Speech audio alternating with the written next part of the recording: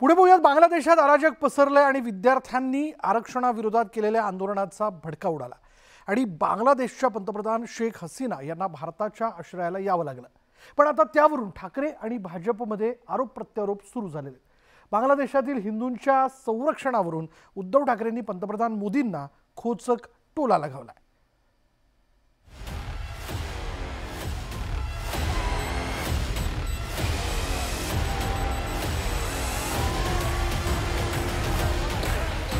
भारताचा शेजारी असलेला बांगलादेश धगधगतोय।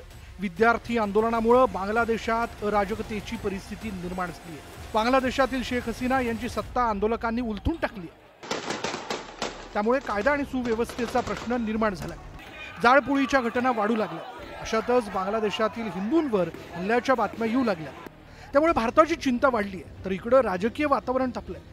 दिल्ली दौऱ्यावर आलेल्या उद्धव ठाकरेंनी बांगलादेशातील हिंदूंच्या संरक्षणाचा मुद्दा पुढे करून पंतप्रधान नरेंद्र मोदींवर जोरदार निशाणा साधला। बांगलादेशात जर मोठ्या प्रमाणावरती होत असतील तर केंद्र सरकारने ताबडतोब पावलं उचलून तिथल्या हिंदूंचं रक्षण केलं पाहिजे। ही जबाबदारी पूर्णतः आपल्या केंद्र सरकारची आहे। कारण जर शेख हसीनांना तुम्ही इकडे आश्रय देत असाल तर बांगलादेशमधल्या या हिंदूंची रक्षा करण्याची जबाबदारी तुमचीच आहे। बांगलादेशातील परिस्थिती बिघडल्यानंतर बांगलादेशच्या पंतप्रधान शेख हसीना यांनी भारतात आश्रय घेतला आणि तोच संदर्भ देत उद्धव ठाकरेंनी नरेंद्र मोदींची कोंडी करण्याचा प्रयत्न केला। तर भाजपने उद्धव ठाकरेंना धारावीमधील तरुणाच्या हत्येची आठवण करून दिली। प्रेस कॉन्फरन्स घेतली, बांगलादेशचा मुद्दा काढलाय, हिंदूंवरचे हल्ले रोका।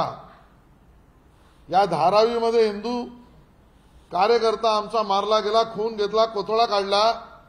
मी तर म्हणतो मॉब लिंचिंग केलं, या हिरव्या पिल्लावळीने केलं। तिथे भेट द्यायला उद्धव ठाकरेंची तुम्ही किंवा तुमचे कोणी दूत गेले का? नाही गेले।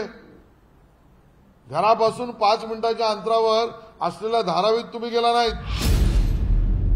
उद्धव ठाकरेंनी भाजपशी युती तोडल्यापासून या दोन्ही पक्षात हिंदुत्वाच्या मुद्द्यावरून जुंपल्याचं पाहायला मिळतंय। उद्धव ठाकरेंनी काँग्रेसची आघाडी करून हिंदुत्वाशी फारकत घेतल्याची टीका भाजपकडून केली जात होती, तर भाजपचं शेंडी जानव्याचं हिंदुत्व आपल्याला मान्य नसल्याची टीका उद्धव ठाकरेंकडून वारंवार केली जाते। जमलेल्या माझ्या तमाम देशभक्त बांधवांनो, भगिनींनो आणि मातांनो, मी मुद्दामून देशभक्त बोललो कारण ही लढाई देशासाठी आहे। जिन पार्टियों के साथ वो चले गए, अब उनको हिंदुओं के मतों की चिंता नहीं है। उनको लगता है अपीजमेंट से, तुष्टीकरण की नीति से चुनकर आ सकते हैं।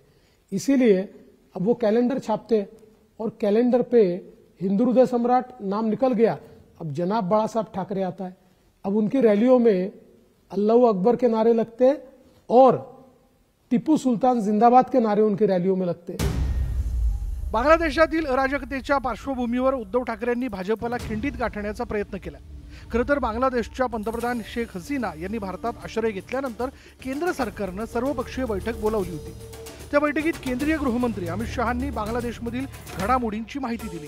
तसंच केंद्रीय परराष्ट्र मंत्री एस जयशंकर यांनी संसदेत निवेदन केलं। त्यावरून ही उद्धव ठाकरेंनी केंद्राला टोला लगावला। प्रधानमंत्री जी की प्रतिक्रिया क्या है? कल जब मीटिंग हुई थी ऑल पार्टी, तो प्रधानमंत्री थे क्या? लेकिन रूस प्रधानमंत्री नहीं थे। और संसद में जब स्टेटमेंट दिया गया तब भी प्रधानमंत्री थे नहीं थे? अगर थे तो उन्होंने कुछ प्रतिक्रिया दी है, नहीं दी है? लोकसभा निवडणुकीदरम्यान भाजप नेत्यांनी हिंदुत्वाच्या मुद्द्यावरून उद्धव ठाकरेंची कोंडी करण्याचा प्रयत्न केला होता। उद्धव ठाकरे हे प्रत्येक भाषणाची सुरुवात माझ्या तमाम हिंदू बांधवांनो आणि भगिनींनो अशी करत असत, पण लोकसभा निवडणुकीत त्यांनी माझ्या देशभक्त देशप्रेमी बांधवांनो आणि भगिनींनो अशी केली होती। त्यावरून भाजप नेत्यांनी उद्धव ठाकरेंना टार्गेट केलं होतं। मतांसाठी उद्धव ठाकरेंनी हिंदुत्वाला तिलांजली दिल्याची टीका भाजप नेत्यांकडून करण्यात आली होती। आता बांगलादेशातील हिंदूंवरून उद्धव ठाकरेंना भाजपवर टीका करण्याची संधी मिळाली आहे। Bureau report, news 18 Lokmat.